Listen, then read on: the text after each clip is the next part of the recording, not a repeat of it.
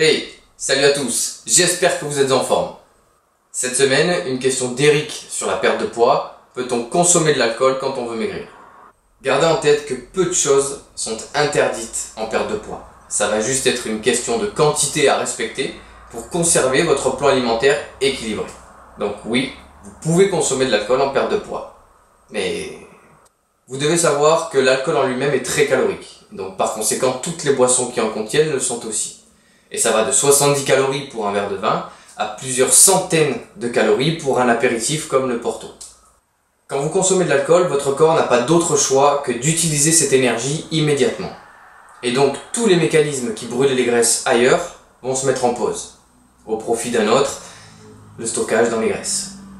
Et oui, puisque votre organisme ne peut pas faire autre chose que d'utiliser maintenant les calories fournies par l'alcool, le reste est mis en réserve pour plus tard, et c'est donc le premier danger pour votre perte de poids.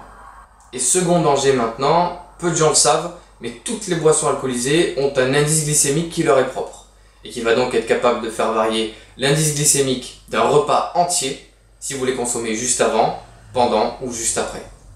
Si on prend le cas de la bière par exemple, son indice glycémique est égal à 110, c'est-à-dire extrêmement dangereux si vous voulez perdre du poids, parce que vous allez complètement dérégler votre glycémie et donc votre taux d'insuline.